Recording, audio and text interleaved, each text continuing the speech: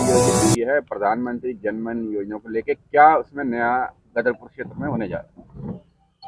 प्रधानमंत्री जनमन योजना के तहत हमारे इस इलाके को, बुक्सा बाहुल्य क्षेत्र को एक आवासीय विद्यालय सौगात में दी गई है, जिसकी लागत 2,65,00,000 रुपए इसकी स्वीकृति हो गई है।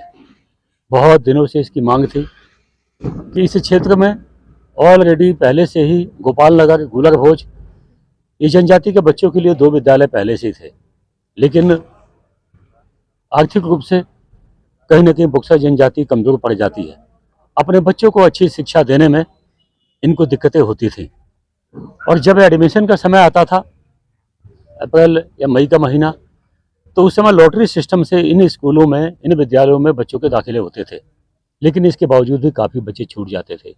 हमारे पास बच्चे मिलने आते थे तो कहीं न कहीं बड़ी तकलीफ होती थी। हम लोगों ने सकारात्मक प्रयास किया और प्रधानमंत्री जी जनमन योजना के माध्यम से उन्होंने जनजाति के बच्चों के उत्थान के लिए, विकास के लिए आवासीय विद्यालय देने की घोषणा की है। प्रस्ताव हमारा पहले से गया हुआ था, तो इतनी बड़ी सौगात प्रधानमंत्री जी ने दिया है। मैं इसके लिए अपने प्रदेश के मुख्यमंत्री पुष्कर सिंह धामी जी, देश के प्रधानमंत्री नरेंद्र भाई मोदी और अपने शिक्षा विभाग को मैं धन्यवाद देता हूं कि इस बुक्सा बाहुल्य क्षेत्र को हॉस्टल के रूप में सौगात दी गई है। हम कोशिश करेंगे कि इस विद्यालय को, अपने कूल्हा का जो हाई स्कूल है, वहाँ पहले से ही एक बहुउद्देशीय क्रीड़ा हॉल बनाया गया है, जहाँ खेल विभाग से, युवा कल्याण विभाग के माध्यम से वहाँ कोच भी मौजूद हैं। वॉलीबॉल, कबड्डी, कुश्ती, ऐसे गेमों की वहाँ ट्रेनिंग दी जाती है। हाई स्कूल भी है, तो आने वाले समय में आवासीय विद्यालय हो जाएगा, और जो हाई स्कूल है उसको इंटर तक पहुँचाने का काम किया जाएगा। खेल की स्टेडियम पहले से है, तो बच्चे खेल कूद कर निश्चित ही अच्छे नागरिक बनेंगे। और इस हॉस्टल में कक्षा 6 से लेकर 12वीं तक के बच्चों का दाखिला होगा, और फर्स्ट फेज में अभी हमने 100 बच्चों का हॉस्टल स्वीकृत कराया है, जो आने वाले समय में इसको 200 बच्चों का हॉस्टल इसको बनाया जाएगा। लाखन जी, एक युवा के जो विकास कर रहे हैं उनको स्वरोजगार से जोड़ने के और अन्य प्रयास किए जा रहे हैं, क्या कहना चाहेंगे? देखिए, प्रधानमंत्री जनमन योजना जो प्रधानमंत्री जी ने लागू की है, उसमें विशेष कार्य किए जा रहे हैं। चाहे आवास को लेकर के वो हर गांव में घर घर जाकर के आवास बनाने का सर्वे चल रहा है। उसमें जो पात्रता की श्रेणी में आते हैं उन सभी को, तो अब तक छूटे गए परिवार हैं उनको सबको आवास लगभग मिलना तय है।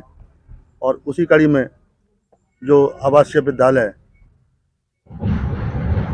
इंटर तक की जो पहल मोदी जी ने की है वो स्वीकृत हो चुका है। 2,65,00,000 की लागत से वो बनने को जा रहा है। उसका बहुत ही अच्छी पहल है मोदी जी की, और उसका पूरे समाज को बहुत लाभ मिलेगा। अब तक जो हमारे बच्चे शिक्षा से अछूते रह जाते थे, हाई स्कूल के बाद इधर उधर भटकते थे, अब वो एक जगह रह करके बहुत ही अच्छी शिक्षा प्रदान कर सकेंगे। इसके लिए मैं मोदी जी का बहुत बहुत धन्यवाद करता हूं, और माननीय हमारे क्षेत्रीय विधायक अरविंद पांडे जी का भी बहुत बहुत धन्यवाद। उनके प्रयासों से ये सब कुछ होने को जा रहा है। धन्यवाद। प्रेस वार्ता में एक विधायक जी ने घोषणा की है, कितनी लागत से छात्रावास बनना है और कब तक बनकर तैयार हो जाए? छात्रावास का काम शीघ्र ही आरंभ होगा। माननीय प्रधानमंत्री जी 15 जनवरी को इस कार्यक्रम की घोषणा करने वाले हैं, और ये जनजाति बाहुल्य क्षेत्र जहाँ भी हैं पूरे भारतवर्ष में, प्रधानमंत्री जी की ये इच्छा है कि सब जगह शिक्षा के साथ साथ अन्य क्षेत्रों में भी कार्य किए जाएं। और उसी सिलसिले में कुल्हा जो हमारा हाई स्कूल है, वहाँ पर हमने स्थान चिन्हित किया है एक हॉस्टल का, जिसमें 100 बच्चे, जिसमें 50 लड़के होंगे और 50 लड़कियां होंगी। प्रथम फेज में वहाँ पर हॉस्टल का निर्माण किया जाएगा।